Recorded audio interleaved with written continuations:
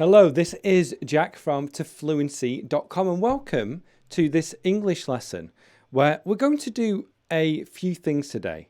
We're going to look at some verb pattern examples, and if you are here live, then I want you to give me some examples in the live chat, and don't do that just yet, but we'll do that soon.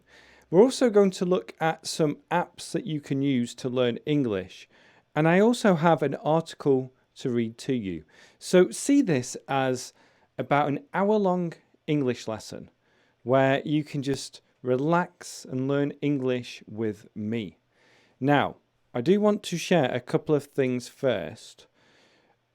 If you go to the description, you're going to find a link to a verb patterns video, which just gives an outline on how to use verb patterns. And there's also a playlist there too. You're also going to find a link to my book, The 5-Step Plan for English Fluency. This is free to download. And then you're also going to find a link, or you might be able to find it on this page somewhere, maybe below the video, where you can join this channel as a member. This is something new, and I'm very excited about this because it's going to allow me to grow the channel and also offer additional things in addition to the videos that I make here.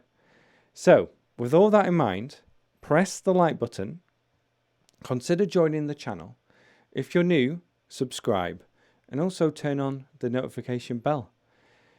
Now, I also want to mention that I've finally worked out how to use my camera to go live here on YouTube, and I'm going to show you a couple of things. Firstly, we're going to look at this verb pattern video. We're not going to watch the video, but we're going to read the description because this is something I've done before. And this is going to help us when it comes to going through the verb patterns. Oh, there's that join button that I was talking about. And then also, I have some more phrases for you, some verb pattern phrases for you. So, first, I just want to say hi to people in the live chat. We have a lot of people here.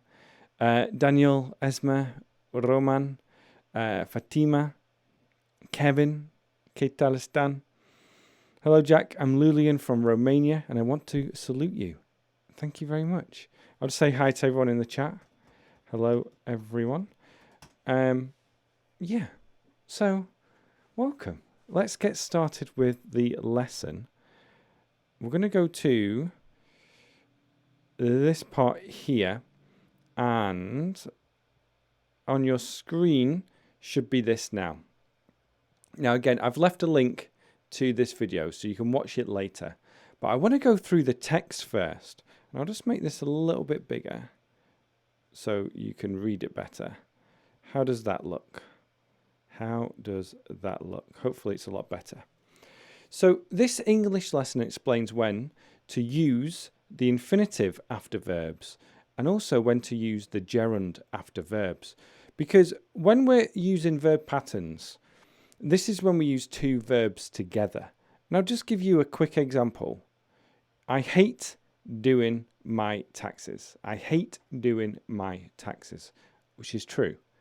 I hate doing them. This year was a lot easier though because I have simplified everything. But in the US, there's quite a lot of things you have to do in order to submit your taxes. And I hate doing my taxes. I put it off. But you can see here how we have two verbs, hate and then do. I hate, to do. But a verb pattern means that after you use the first verb, the second verb is either in the gerund or the infinitive, or maybe something a little bit different, and we'll look at some examples of that soon. So we can either use the infinitive or the gerund. For example, I want to see her. I enjoy seeing her. I want to see her. I enjoy seeing her. Now, when it comes to learning this, I highly recommend learning through sentences. And if you have been following me for some time, you'll know just how important I think sentences are. That is how you're going to really understand these verb patterns. Okay, so learn English through sentences. Actually, in that video too, there is a free guide, a free gift of verb patterns to fluency.com/VP. Check that out later. So, these are the examples. I say, the bad news is this. There are no rules to tell you how to do this. So, the bad news is you can't really think about the rules when using this. You just have to learn them. The good news is, at To Fluency, we do things differently. And be sure to get your free gift, as this shows you how to use our method and how you'll get 35 sentences and your MP3 file. So that's going to allow you to learn these types of verb patterns. But the first pattern is this: a verb plus prepositions plus the gerund. And that's something we looked at recently. Okay, so this is when we add in something different, when we add in a preposition as well. Now, I made a lesson on this very recently, so you can go back and watch this. The other thing I want to say is more than one person. So when you're putting some kind of subject in there too, it changes things, okay? For example, I want him to do it. This is one of the most, I think, one of the most important sentences in English for a lot of people, because it's very rare that someone says this correctly. But it's quite a simple sentence at the same time. I want him to do it. She asked me to give it to her. So this one is really complex. She asked me to give it to her. Now, I'm not going to go through all of this now because it's important to learn them through sentences on your own time. So again, go to tofluency.com/VP and you can get that free gift. Okay, what I want to do now is go through some sentences using these verb patterns and then for you to practice.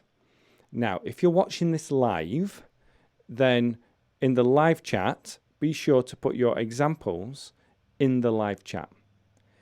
If you are watching the replay, then put your examples as a comment, but put all your examples and then post the comment, okay? It makes things a lot easier when it comes to me looking at the examples. How is the audio? Someone says, hey dude, can you speak up a little bit, please? Let me know if the audio is okay. Just in the live chat, say yes or no. Yes or no. That will really help me. But I think it should be okay. I'm just going to go to the live chat. Excuse me, a gerund is to make a noun from verbs, am I right? Yeah, you can do that as well. You can use the gerund to make a noun on verbs. That's true. But in this case, what we're doing is we're using the gerund after a verb. So it's one verb and then another verb. So people are saying the sound is okay, which is good. Maybe you need to turn the sound up on your computer or smartphone. All right, so let's go back to this now. I hate doing my taxes. So can you give some more examples? What do you hate doing? I hate waking up early in the morning, for example. Or I hate having to get up early after going out the night before. I hate having to get up early. So can you give some more examples of hate? I hate being lazy, Ikran says, which is good.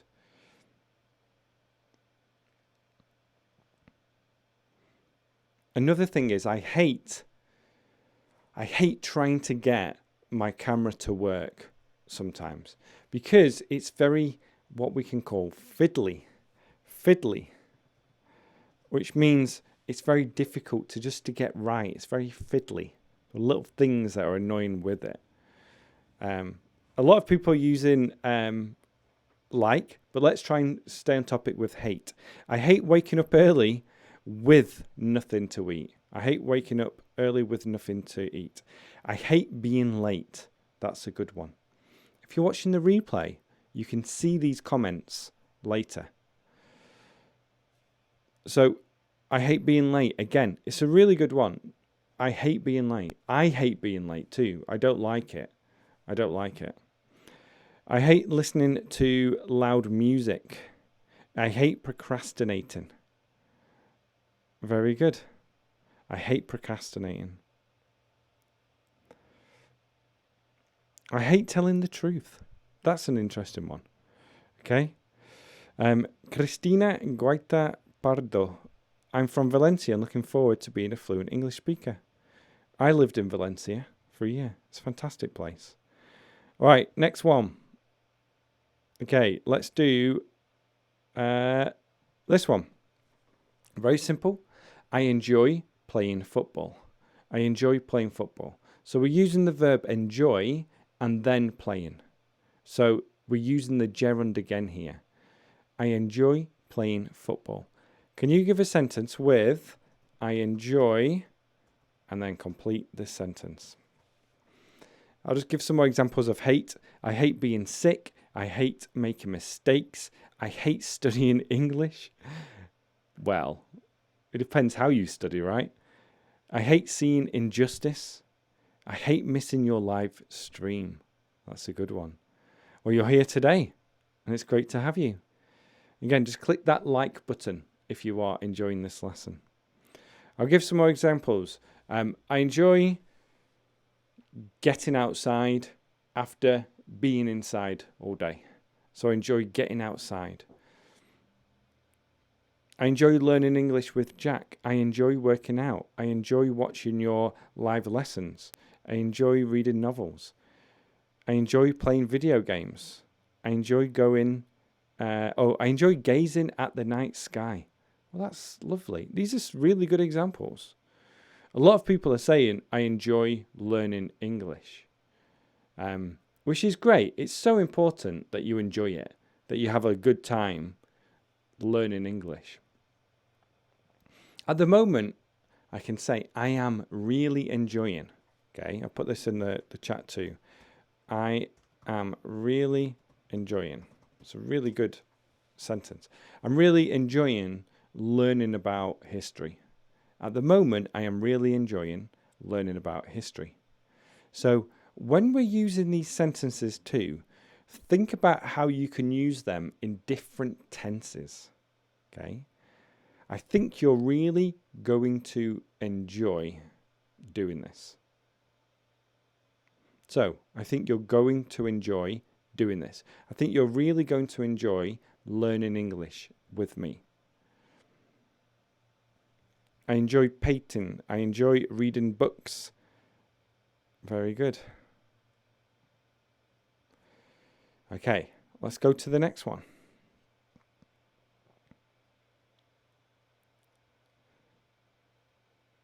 This one is just a simple one that we talked about before. I want you to do it. So no need to give more examples here, but I want you to do it. I want you to go there. I want you to stop. I want you to be better. I want you to do more. I want you to work harder. I want you to... So parents use this a lot and teachers use this a lot too. Now, this is a good one. My parents never let me stay up late. This one is a little bit more complicated. Just look at the sentence structure here. My parents never let me stay up late. My parents never let me stay up late. So we're using let here. And with let, we use what's called the bare infinitive, where we don't say to stay up, but just stay up. Let me do it. Let me do it is another example. Let me do it. Let me go. Let me stay out longer. So it's a really good one. My parents never let me stay up late. And I'm just going to make this smaller so you can see the examples. Look how small I am now. Hello. I'm tiny down here. My parents never let me stay up late. So can you give more examples with that one? But this is actually, this could be present tense or past tense. We don't really know. But I can say when I was younger, my parents never let me stay up late. Right now, my parents never let me stay up late, even though I am 37. Okay. Let me dream. Let me do what I want. Let me go where I want. Let me go shopping. Yeah. Good examples, everybody. Now, a similar example to let is make. He made me do it. So it's similar because he let me do it. Has the same pattern. He made me do it. I didn't want to do it, but he made me do it. He made me do it. So it's a good one. Could you give me some more examples with this? Okay. So make me do it. Make me. That's quite a common thing to say if somebody's getting quite aggressive. Make me. Go on, make me. Make me do it. It's more of an aggressive example. My teachers let me cheat in my exams. That's quite interesting. I wonder if that is true or you're just giving a good example. My sister never let me use her cell phone. That is such a good example. My sister never let me use her cell phone. Yeah, great example. My sister never let me play when her friends were over. You make me laugh. He made me cry. Make me happy. Make me happy. He made me go. Make me play video games. He made me read books. Make me smile. Yeah, I like those ones. He made me smile. He made me laugh. He made me angry. He made me scared at times. He made me smile. So all these different examples. Make me tea. Yeah. Make me some tea. Come on, make me some tea. Hurry up. Make me some tea. All right. Let's do this one next. I don't want to. So again, after want, we use to play, to go, to see. I don't want to play football. Now, this time, try to use it in either the past tense or the future tense. Okay? So, for example, I didn't want to, or he's going to want to. I think I want to. Try and do this in either the past or the future, to talk about the past or the future. Also try to use it in the present perfect too. It's really good practice when you use it in different tenses. My parents never let me drink beer.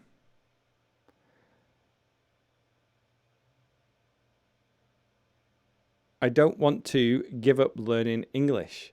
Wow. So what we're doing here is we're using verb. So I don't want to give up learning English, which is good. I didn't want to go out. I didn't want to listen to my sisters. I didn't want to lose money. I will not want to learn French. These are good examples, everybody.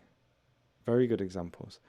Again, if you're watching the replay, then you can leave your examples in the comment section below too. I didn't want to go there. Daniel, good one. I didn't want to believe him. She didn't buy me a gift for my birthday. I didn't want to be so stupid. That's a good one. I don't want the coronavirus to spread around the world. I don't want to lose my mind. I don't want to lose my English. I didn't want to get up early. Very good. So these are great examples again. Just simple sentences that are important to know. These kind of patterns. Now, the next one is this one. There are two examples here. Look at the first one. I remember going there as a kid. remember to lock the door. So we have two examples, one with the gerund, one with the infinitive. I remember going there as a kid. Remember to lock the door. So just think about what these two things mean. The first one, I remember going there as a kid, is talking about a memory in the past. I remember doing it. Yeah, I think I remember going there as a kid. I think I remember going there as a kid. So you can see here we're talking about memories in the past. This one, remember to lock the door. This is giving a reminder to somebody. Remember to lock the door. Remember to call the insurance company. Remember to pay that bill today. Okay? So it's more used as a reminder. This is a memory in the past. I remember going there as a kid. So we've got some examples here. I remember dancing in the grass. You guys are so poetic and romantic. Remember to smile every day. Remember to read the books. I remember being lost at the beach as a kid. I remember being lost at the beach as a kid. I remember to do my English homework. I remember when we fell in love together. I remember writing my homework. These are good, yeah. And you can use this type of intonation and stress. I think I remember doing my homework. I think I remember going there. So this is a way for you to use that intonation if you want to stress something about it. Now, if you're just joining live, we are talking about verb patterns in English, and we're getting so many great examples in the chat. Remember to make an appointment. Remember to pick up mummy later. That's a good one. I remember watching this video in a dream. Remember to buy some bread. Yeah, it's good for shopping. I'll say to my wife, remember to get some milk later. Remember, for me, I always say, remember to get eggs and bacon. Or bacon and eggs. Remember to get bacon and eggs. It's important for me to get bacon and eggs. Remember to get bacon and eggs. All right, let's go back to more examples. This one's important as well because we can use this in different ways too with stop. He has finally stopped smoking. He's finally stopped smoking. Now, something I want to also teach at this stage is when you use verb patterns, the second pattern is always the same. It doesn't matter what tense you use. So he's going to stop smoking. He stopped smoking. I think he should stop smoking. It's always the same, which is good. But this one, he's finally stopped smoking. We use the gerund after stop when it's some type of habit. Okay, so he's finally stopped smoking, which is good news. He has finally stopped smoking. So that's another good one to learn. Okay, good. Let's just see. Do I have any more of these? We'll just do a little review. I hate doing my taxes. I love doing my taxes. My parents never let me stay up late. My parents made me come home early. I don't want to play football. I enjoy playing football. He's finally stopped smoking. I want you to do it. I remember going there as a kid and remember to lock the door. So, after watching this lesson, remember to go to this video. There's a link in the comment section or in the description. And there's a playlist you can watch. But this just goes through the different types of verb patterns, and it just gives a more formal lesson on it. There's also a free gift that you can get to fluency.com/VP. Good. All right, I'm just going to go into the chat box and just see what people are saying. I finally finished my homework. I finally stopped doing stupid things. She's finally started reading. She's finally ended reading that book. He's finally turned up. So people are using finally here in different ways, which is great. All right. So that's part 1 of the lesson. We are now going to go to, if I click this and then click over here, this is my website, to fluency.com. And I want to just talk about what I think are the 7 best apps for English language learners. And these are apps that I have used, that other students have used, and I think they're really useful if you are an English learner. Now I'm just going to resize it so you can see the article. There we go. Perfect. And I don't have to make myself so small.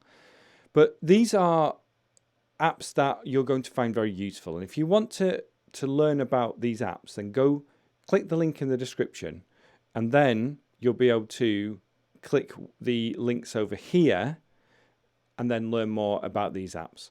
But the first one is called Grammarly.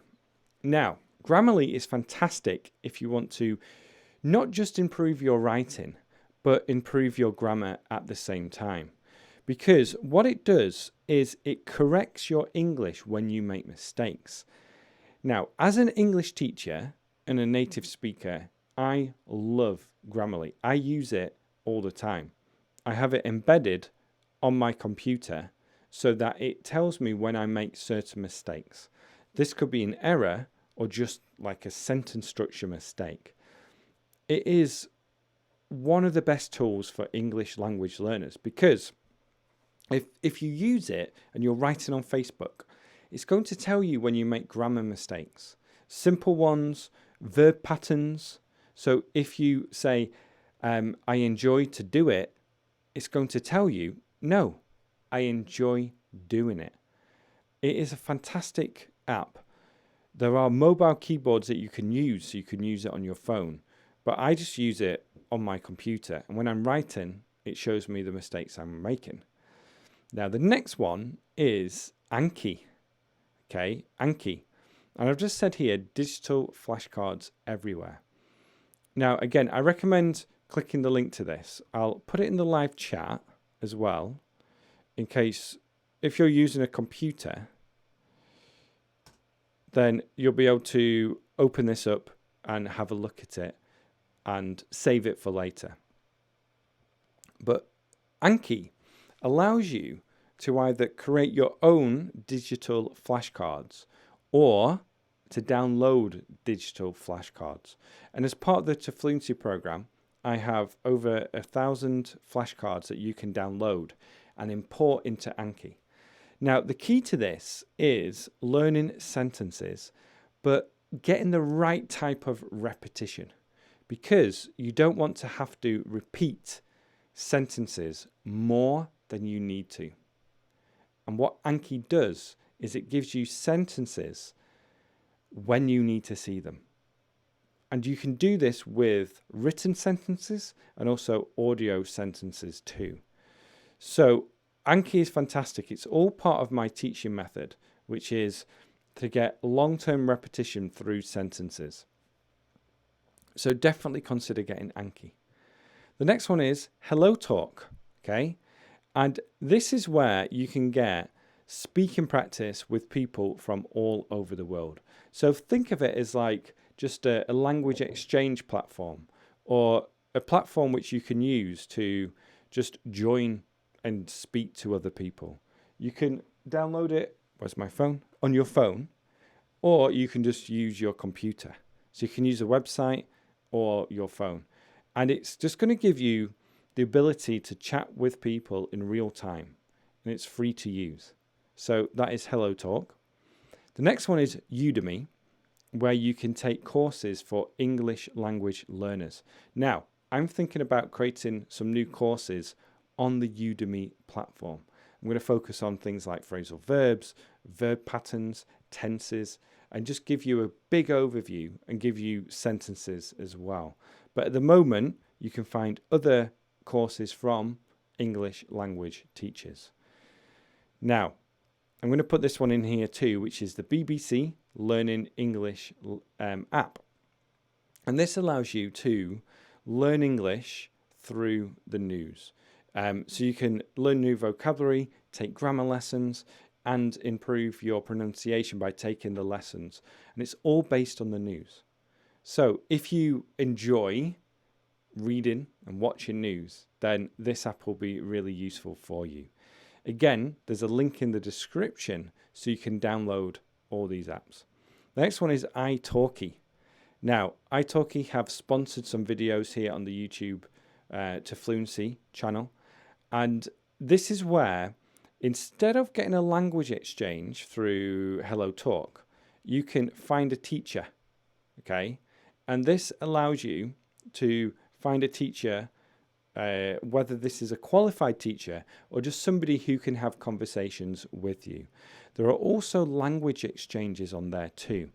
Now, there is an offer to Fluency channel members if you click the link down here. So go to my website first to get that I think it's $10 in free credit if you go down there. And then the last one is Link. Now, this is a great platform because it's similar to Anki, but it allows you to create your own flashcards through the platform. Now, when I first started this, it was all about a writing platform where you could present your writing and then people would correct it for you. And I think they still have this, but it's become more of a community-based website now. Now, I'm not sure. I think, yeah, they do have an app, so you can download an app on your phone as well. So that's more of a language-based community. What I recommend doing is, these are the ones I definitely recommend. Grammarly, get this. There's a free version. The free version's fantastic. Anki, get this as well. Learn sentences over time. Hello Talk, consider getting this if you want to get speaking and writing practice. Udemy, think about getting this if you want to get paid courses, but maybe wait for my courses. BBC Learning English, I think this is worth getting if you like the news. Italki, do this if you want private lessons.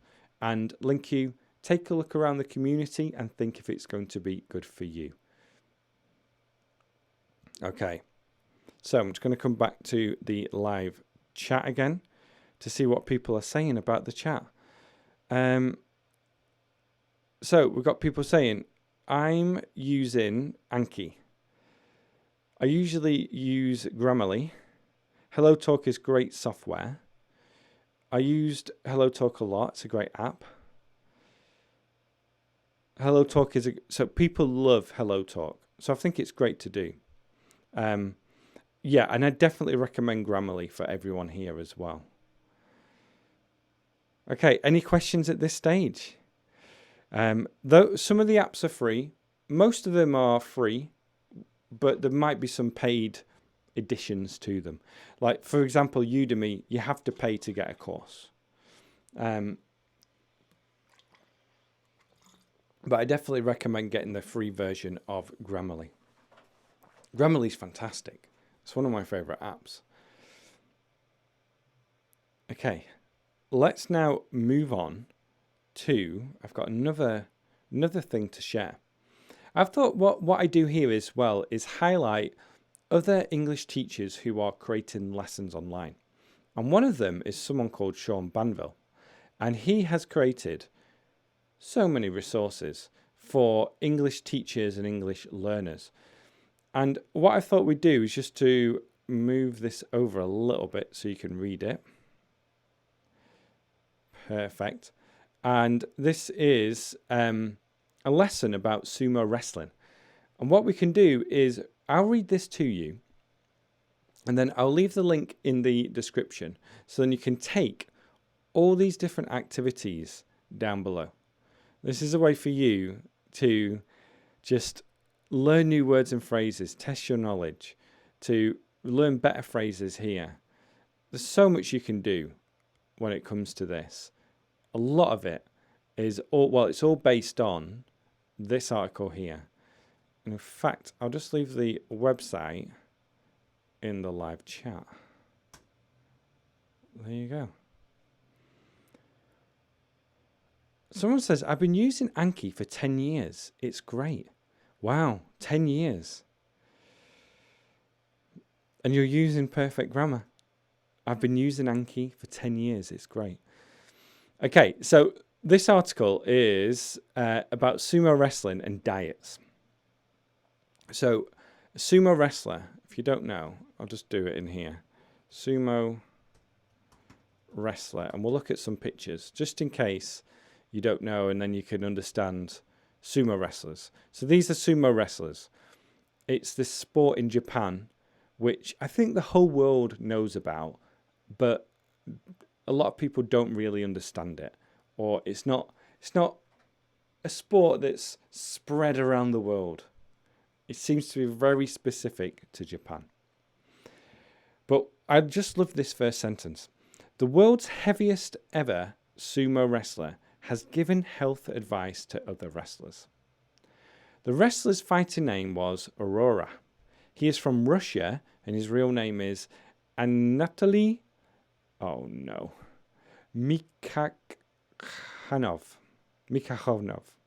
Sorry. He weighed 292 kilograms before he retired in 2018. Aurora has warned other wrestlers to take better care of themselves after the death of a 28-year-old sumo wrestler earlier this year. Aurora told the Asahi newspaper that Japan sumo wrestlers should eat less. Sumo wrestlers are famous for having enormous appetites and for eating a lot. Aurora said it was time for wrestlers to think more about their diet and reduce their calorie intake. He said, it's never easy to stay healthy as long as you're living the life of a sumo wrestler. Aurora told reporters that sumo wrestlers' lifestyle can be unhealthy. He described how he put on so much weight. He ate 2 huge meals a day. He had a daily diet containing over 7,000 calories. He said he used to eat 200 pieces of sushi and drink a crate of beer in one sitting. He also ate extra bowls of rice when other wrestlers offered them to him. His diet led to hypertension and fatigue. He said, I would lie down and nap right after eating, which wasn't good. Just walking or moving was really troublesome. The Japan Sumo Association has published 10 health guidelines for wrestlers. It said they should eat fish and vegetables in addition to meat. They should also chew food properly and avoid snacks. So what's funny about this is the heaviest ever sumo wrestler is now giving health advice to people. So this seems like it's been done after the fact, which means after the time he was a sumo wrestler. But it's interesting that he is the one now giving advice. And I think this happens a lot in the world. Like, people who have had problems in the past can give advice about those problems once they have overcome them. What is really interesting here is this sumo wrestler was eating 200 pieces of sushi and drank a crate of beer in one sitting. So in one sitting means at one meal. In one sitting, during one meal. Now, I'm trying to think about how many pieces of sushi I could eat. And I think I could eat over 100 pieces of sushi if I didn't eat for maybe 24 hours and I was ready for it. In the chat, tell me how many pieces of sushi you think you could eat. How many pieces of sushi do you think you can eat? Let me know in the chat. Okay? Someone says, I become a sumo wrestler at midnight. which probably means that you like to snack at midnight. Someone says, I am impressed. I'm impressed as well. So a crate of beer as well, just to let you know, is 24 cans or bottles of beer. So 200 pieces of sushi and 24 beers in one sitting.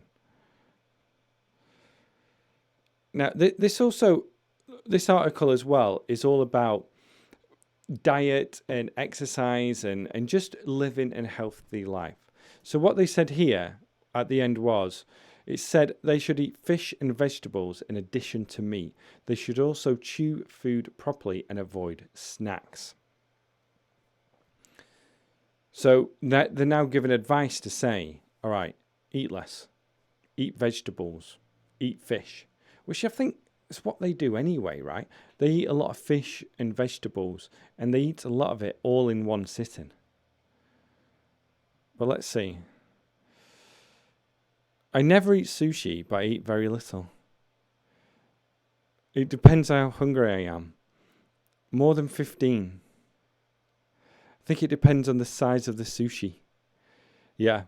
Well, obviously, I'm thinking about those small pieces of sushi. Those smaller pieces of sushi. That's what I'm thinking about here. But yeah, it's a lot. And sumo wrestlers, if we go back to this, their body is all about being big, because that gives them the strength in order to win this type of wrestling. And this type of wrestling is different to other types of wrestling because it's more about pushing somebody away. Whereas different wrestling is takedown and you need to be athletic. This one is more about how strong you can be. All right, so if you want to do more on that article, then click that link I talked about and then go through the different exercises. I'll show you here, so that you can learn the vocabulary from that type of lesson. It's really good practice to do this, to learn new vocabulary. All right, so we've now reached the part of the lesson where it's time for you guys to ask me questions. So it is question and answer time. And while I'm waiting for those questions to come in, I do want to just say, go to the description and get my book, The 5-Step Plan for English Fluency. It is free to download and it's going to show you how you can use sentences in order to learn English over the long term. And then also check out the article about the apps that I talked about, and then let me know what you think about these apps. Are they going to be useful for you? There's my course, the Fluency program, also to check out. And, little drum roll, there is the ability now to join as a member on the YouTube to Fluency channel. And this is something I'm going to build up or expand on over the next few weeks, especially, where I'm going to offer more perks for people who join, more things for people who join. Joining right now is a way to say, you want to say thank you to the channel and to just keep the lessons free on here. So there is a join button, hopefully, underneath the video. If you're on a computer, there is one there. And then let me know when you join. You're going to get a little member badge so I can see that in the live chat. All right. So, someone says sushi is very expensive in Argentina. Yeah, I bet it's more expensive than steak in Argentina. Is there any difference between have to and have got to in British English? Not really. We just say, I've got to do it. I've got to do it. I have to do it. It's the same. It's the same. You just won't hear much about I have got to when it comes to American English. So that is a difference there. British English like to throw different things in.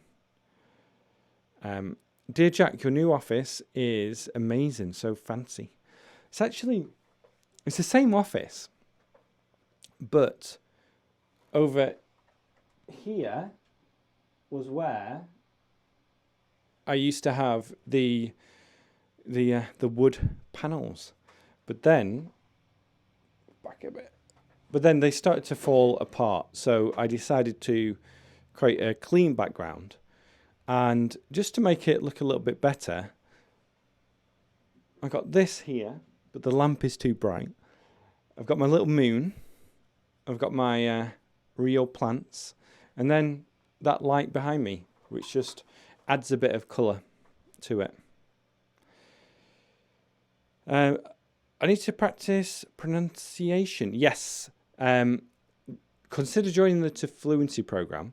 I'll put a link in it here, because that goes through all the sounds of English, and also intonation, stress, the schwa sound, relaxed pronunciation, lots of different things. So that's a really useful part of it. But just in general, general advice is to learn the sounds and practice how to make them. So learn the sounds and how to make them. Somebody recommended the In-Betweeners to learn English. What do you think about that series? I've never seen it.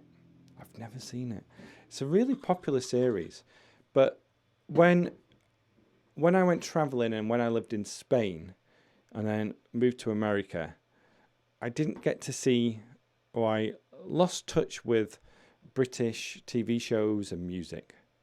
So The In-Betweeners was one of those shows that it never came into my world. And now I don't have a lot of time to watch shows.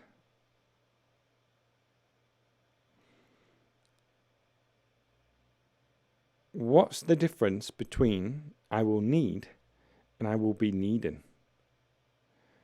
Let's see. So, I'll be needing a lot of help. I'll need a lot of help. Not a big difference. I can't think of a big difference there. I will be needing a lot of help tomorrow. I'll need a lot of help tomorrow. I think it just focuses on the verb a little bit more.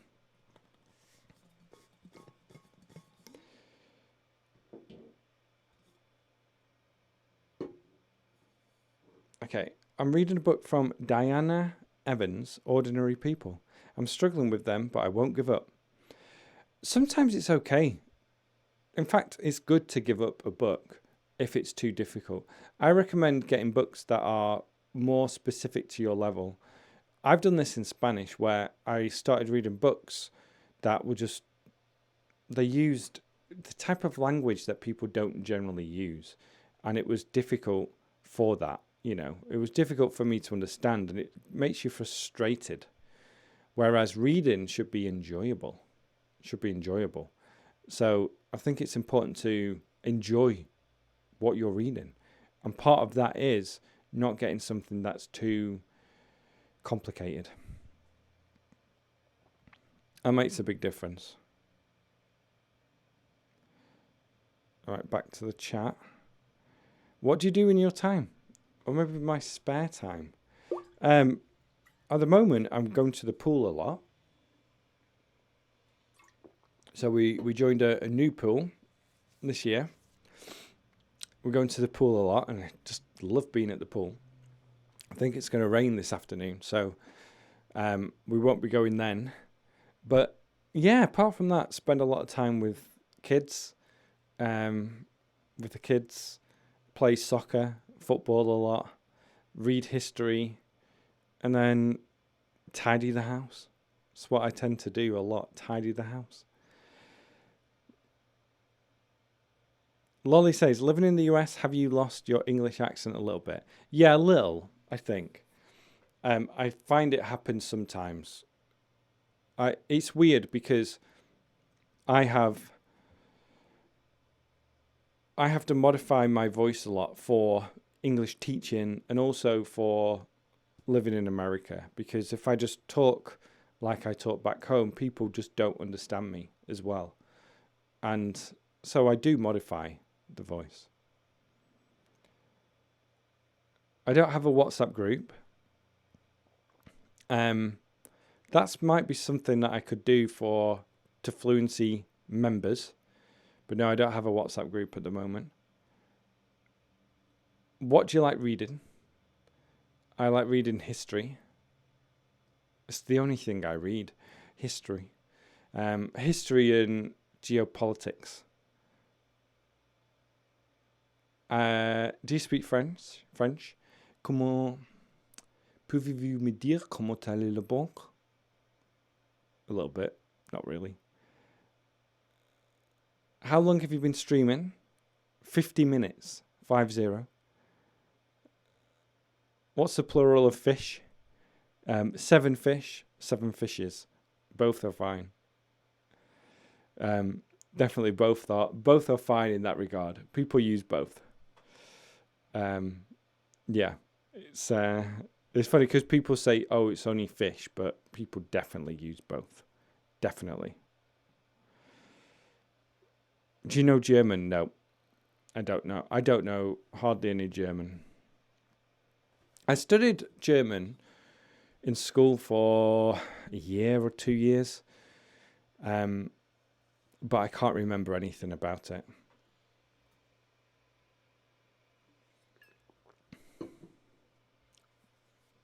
Great accent in French.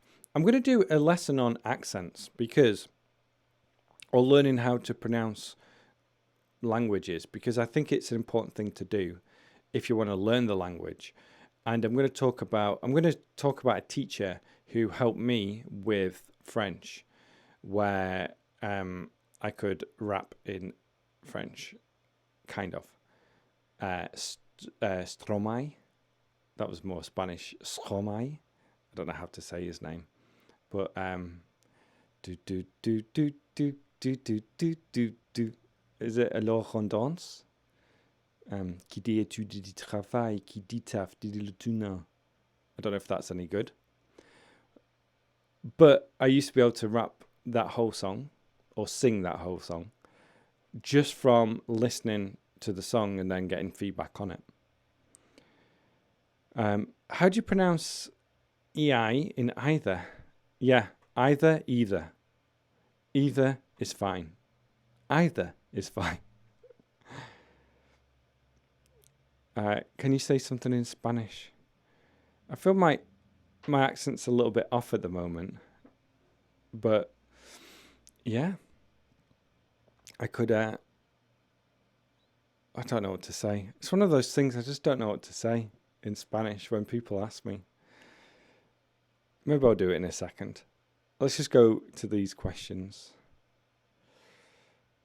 How do you what is correct? There is a lot of people, or there are a lot of people. There are a lot of people. Now, you're going to see people in English say like, there's. And then they realize it's plural. So then they'll have to say it differently. But just generally speaking, you say there's, and then you think, oh no, it's plural. So you will hear people say there's a lot of people, but there are a lot of people. Who's your favourite singer? My favourite band is probably Arctic Monkeys. And then in the past, it's probably Neil Young. But yeah, I haven't listened to too much music recently. I need to listen to more. All right, I'm going to end the lesson there. Again, go to the description and take a look at what we have on offer there. All the resources we talked about are in the description. I'm going to do some emails and then either go to the pool or go home. All right. So thank you all for being here, and I'll see you in the next lesson. I might do another one on Thursday, or maybe make this a weekly thing. I'm not quite sure yet. Okay, so I'll speak to you all soon.